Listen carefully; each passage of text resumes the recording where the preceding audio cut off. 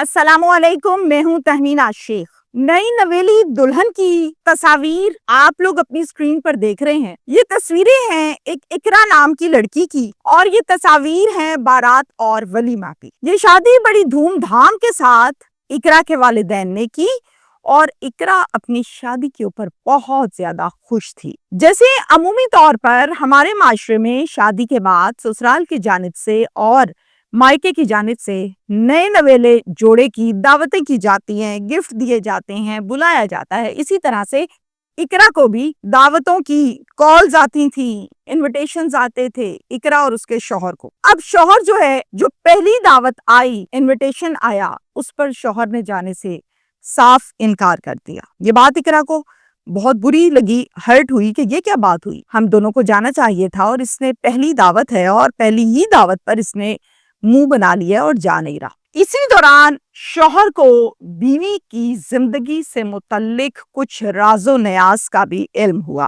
अब जब शौहर को उन राजों के हवाले से पता चला तो बड़ा गुस्सा आया, बरहम हुआ और दिल में मलाल और नफरत आया नई नवेली दुल्हन, नई नवेली बीवी के लिए। इस पर आपस में इनका झगड़ा हो गया और इतना झगड़ा हो गया, इस कदर शदीद झगड़ा हुआ कि इस झगड़े के दौरान शौहर बेकाबू हो गया और उसने तेज धार आले से बीवी के सर पर वार किए और उन वारों की वजह से, जैसे पंजाबी में एक लफ्ज है फट हो जाता है, बहुत बड़ा जख्म हो जाता है, खुल गया सर, जगह जगह से सर इस तरह से खुला, दिमाग बाहर आ गया।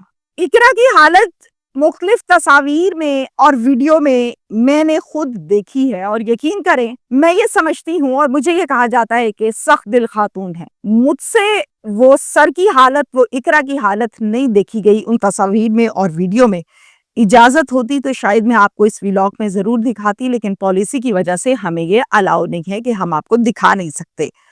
जो मैंने देखा है, आप यकीन कीजिए, ऐसा लगता है कि ये कोई जिंदा लड़की नहीं है, जैसे कोई डिमी है जिसके साथ ये सलूक किया गया। जब मुझ तक ये खबर आई तो मैंने तस्दीक के बाद उस फैमिली से राब्ता किया और मैं इकरा के वालिदैन से जाकर मिलकर आई बाकायदा तौर पर, अपना प्रोग्राम भी रिकॉर्ड किया। वालिदैन ने मुझे जुल्म की वो दास्तान बड़ी तफसील के साथ सुनाई जो उनकी बेटी के साथ रकब की गई।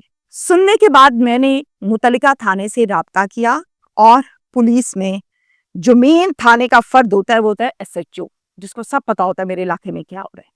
SHO से मैंने डिटेल के साथ इस केस के हवाले से बात की तो उन्होंने मुझे जो डिटेल्स बताई, जो हकीकत बताई, वो वालिदैन की हकीकत से मुख्तलिफ थी। वो दोनों चीजें मैं आपके सामने रखूंगी। शादी के बाद जब पहली मर्तबा दावत पर ये जा रहे थे और जो झगड़ा हुआ था, उस बात को मैं डिटेल के साथ आज के व्लॉग में डिस्कस करूंगी कि शौहर ने दावत पर जाने से मना क्यों किया था, वो झगड़ा इतना बढ़ क्यों गया था, शौहर इतना गुस्से में क्यों आ गया था, वो राज क्या था जो इकरा के मुतल्लिक इसको पता चल गया था और क्या वो राज सच भी था या झूठ था, हकीकत क्या थी, ये हम आज के व्लॉग में डिटेल से डिस्कस करेंगे।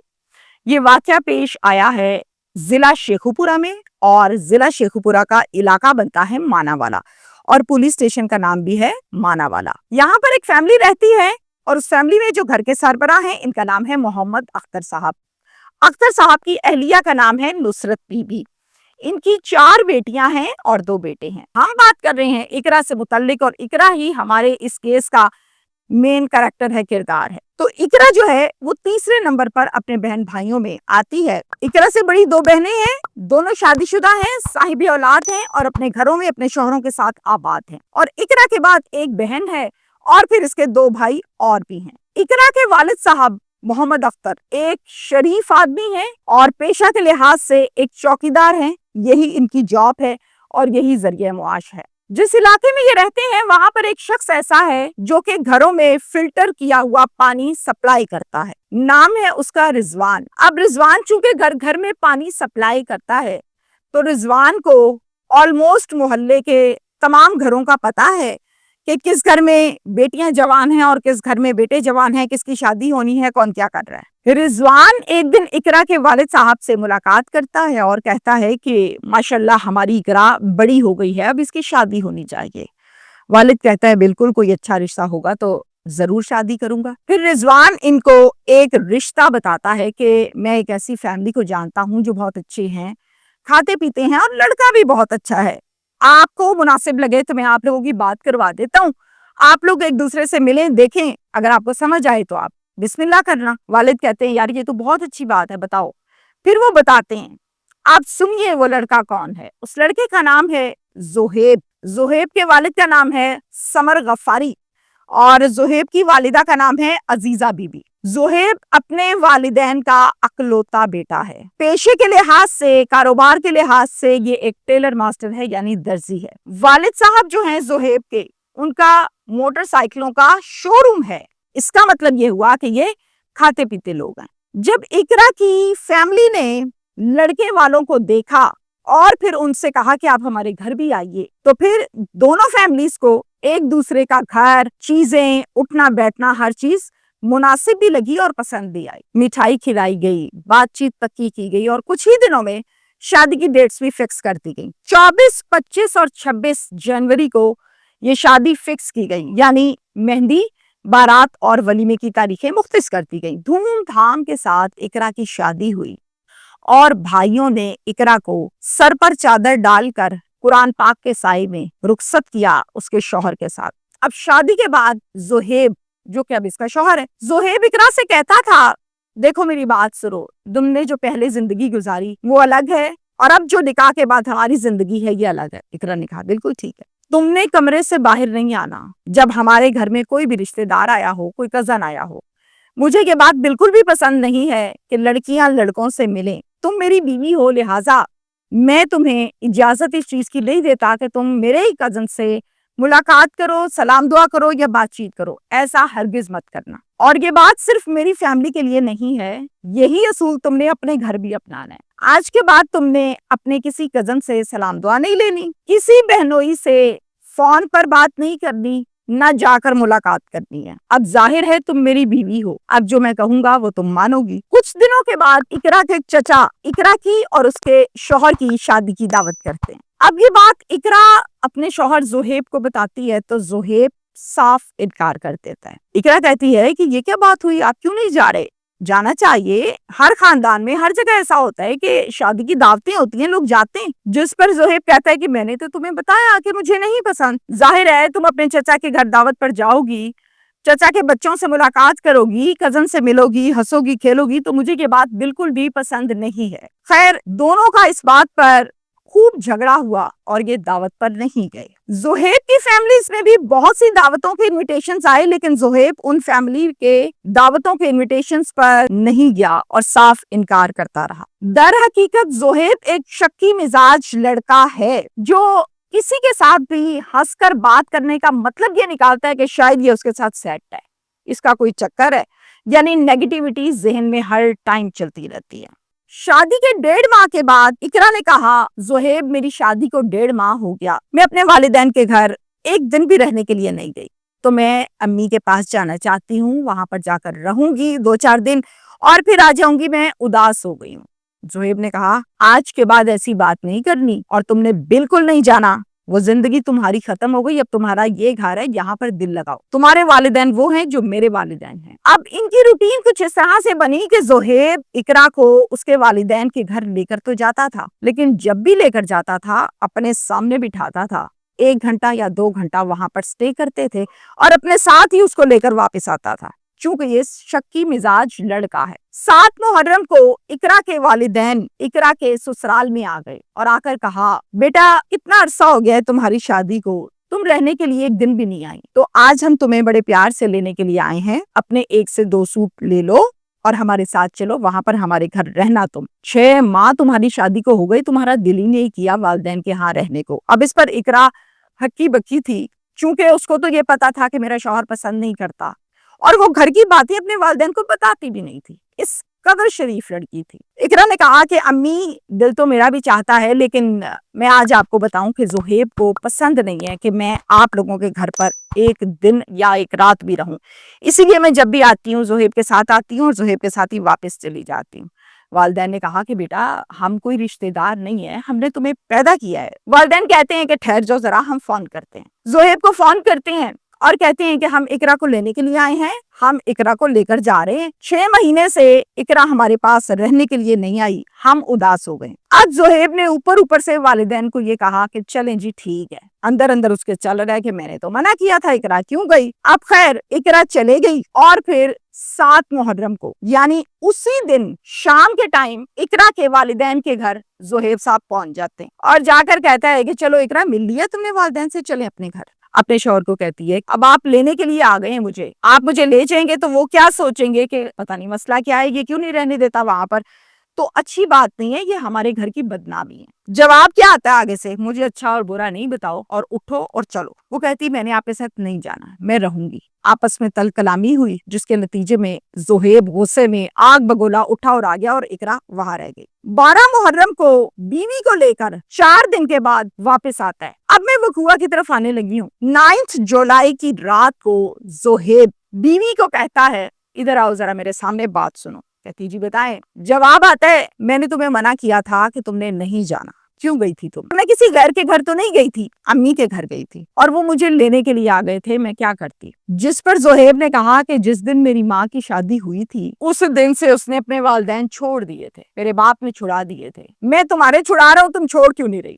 تم بھی اپنے والدین کو چھوڑ دو، ختم ہوگی وہ زندگی، اب تمہاری زندگی یہ گھر ہے۔ اقرا آگے سے کہتی ہے انہوں نے اگر ایسا کر لیا تھا تو ٹھیک ہے، لیکن میں ایسا نہیں کروں گی، یہ غلط بات ہے، میں کیوں اپنے والدین چھوڑ دوں؟ اس پر پھر جھگڑا ہوا میاں بیوی کا، اس قدر جھگڑا ہوا کہ زہیب نے پاس پڑی ہوئی کینچی کو اٹھایا غصے میں اور دھڑا دھڑ سر پر وار پہ وار کینچی پہ کینچی کھوپ دی، سر چھلنی ہو گیا، جگہ جگہ بڑے بڑے زخم اور کٹ پڑ گئے جس میں سے خون بہنے لگا اور دماغ باہر آ گیا جگہ جگہ سے۔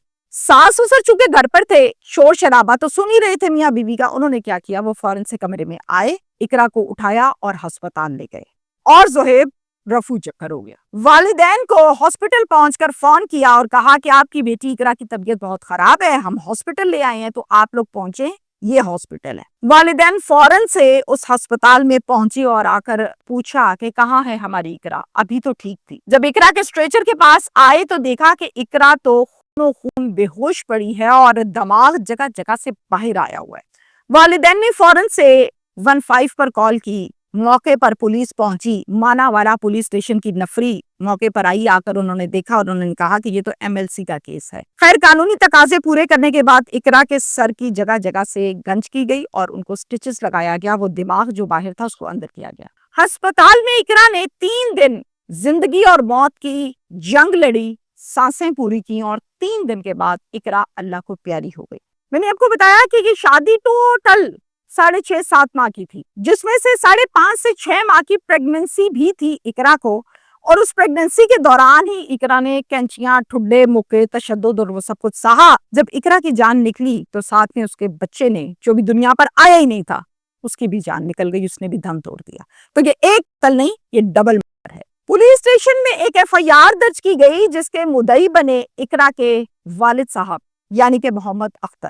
اس FIR میں 4 ملزمان کے نام نامزد کیے گئے، یعنی انہوں نے یہ کہا کہ ہمیں 4 لوگوں پر شک ہے کہ ان چاروں نے مل کر اقرا کا یہ حال کیا۔ نمبر 1 زہیب جو کہ شوہر ہے، نمبر 2 والد سمر غفاری جو کہ سسر ہے اقرا کا، نمبر 3 عزیزہ بی بی جو کہ ساس ہے اقرا کی، نمبر 4 وہ چچا جو اسی گھر میں اوپر والی منزل پر رہتے تھے جن کا نام ہے شبیر غفاری۔ والدین کہتے ہیں کہ ہماری بیٹی اقرا پر یہ ظلم صرف زہیب کا کام نہیں ہے بلکہ اس کے پورے گھر کا کام ہے۔